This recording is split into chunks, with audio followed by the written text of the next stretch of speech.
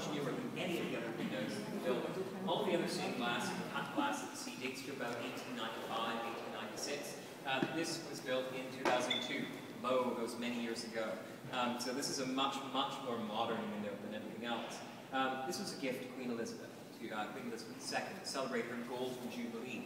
That means that in 2002, she had been on the throne for 50 years at that point, and that was quite a celebration. She actually did a tour of 15 countries that she is queen of.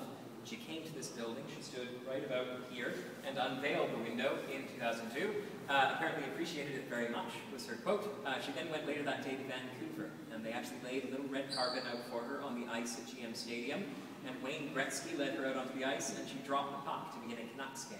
The Canucks won, too, so it was a rare day all round. Now, said the embittered fan. Now, the window is very green. It's quite shockingly green.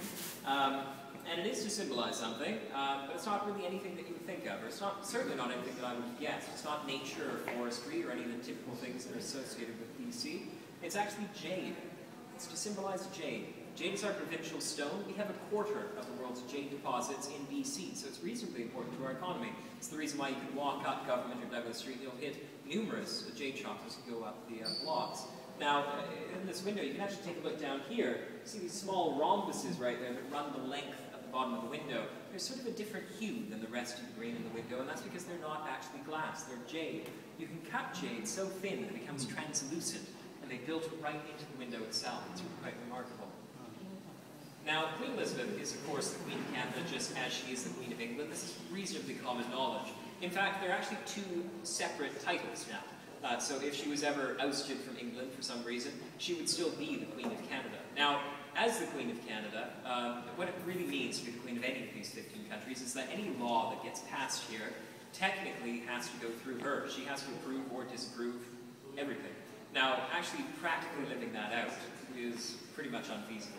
She can't be flying around to every province, or if we're talking about Australia, every state, every time anybody needs to be passing a law. It wouldn't work out properly. She can't, well, she would wear herself out, and of course, no law would be passed in a very timely fashion. So that's why we have representatives. So she takes care of all of the laws in England, and then on the federal level, we have a Governor General that does that same duty for all of our federal laws. And then on the provincial level, each province has a Lieutenant Governor to do the same thing. Now, if you come on over here, you can actually take a look at our Lieutenant Governor. This is the Honourable Stephen L. Point. He's the first First Nations Lieutenant Governor in BC history, really quite an interesting man. Now, his job is threefold. He has a ceremonial aspect to his job, which is quite fitting. That's really what we think of the Queen nowadays. He's expected to attend around 400 events every year, which is really quite remarkable, actually. Considering there's only 365 days in the year. That's actually the most difficult part of his job.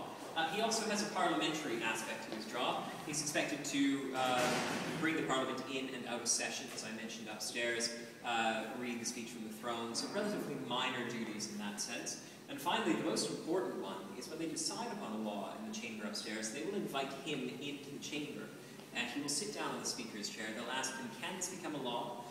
And he will very gravely nod his head. That's all he has to do. He doesn't have to say anything. He doesn't have to write anything down. He just needs to nod his head. Now, that's when the law is officially passed, is when he nods his head. He could shake his head. And that's where things get really interesting, because the Queen technically has a veto over any law that gets passed in Canada. Now, it's never been an opinion poll. Going right back to the signing of the Magna Carta, we all know this from pop culture. If the Queen or the King doesn't like a law that has been democratically passed, well, that's a shame. They still have to pass it. So really the original function of the Lieutenant Governor was really to make sure that every law that was getting passed adhered or conformed to the British idea of law, of what law should be, that they weren't stepping outside of what they should be legislating. Nowadays, it's completely different. Nowadays, when they're asking for that, what is implicit in their question is, has this law been democratically passed? So he's there really as a safeguard to make sure that every law that is passed has been read out within the legislature, has been debated, voted on, and passed. He's there to make sure that no premier ever tries to pull through policy that hasn't been properly vetted within the actual democracy of the province. Any questions about any of that? No? Alright, so there's one last thing that I want to show you. This is the window over here. Now, I mentioned that Queen Elizabeth celebrated her diamond, or her golden jubilee, I should say, in 2002. Of course, it now being 2012, that means she's now celebrating her 60th year on the throne. We call that her Diamond Jubilee, and it's very rare that a monarch could celebrate her Diamond Jubilee, 60 years on the throne. There's only ever been one other English monarch, and that's been Queen Victoria. In fact, there should have been a third, George III, but he went insane around his 51st year on the throne, and so he was kicked off, beginning what we now know as the Regency period, so he didn't actually get to celebrate his, even though he lived long enough. Now, Queen Victoria celebrated hers in 1897. If you remember back at the very beginning of my tour, I showed you a photograph of this building just beginning to be finished in 1897, and that was the problem, because this building was meant to be our present to Queen Victoria to celebrate her Diamond Jubilee, but it wasn't finished in time. So to make up for that, they did two things. They had this window built, and they put it up in the back of the building, which was our public entrance until 1913. They also lit up the exterior of the building. They do that every night. So you might want to come down tomorrow night, or tonight, I should say, if you haven't seen it. Come down and take a look at it. It's really quite gorgeous. They've been doing it every night since 1897. There were originally 1,000 light bulbs. We now have 3,500 light bulbs. So it's a little bit more impressive than it used to be. Now, going back to this window, this was hung up in the back, as I mentioned, but in 1913 they did a massive renovation on this building. They called Rattenbury back, and he actually doubled the size of the building, and they put a legislative library back there. They had to connect it up to the main building by running a causeway and a hallway right through where this window was standing. So they took it out for safekeeping, and they put it in a crate, and they put the crate down in the basement, and they promptly forgot all about the crate. It was actually lost for over 60 years. Nobody could find it for the life of them. It was completely lost. I don't know how you would lose a crate this size, but they managed to.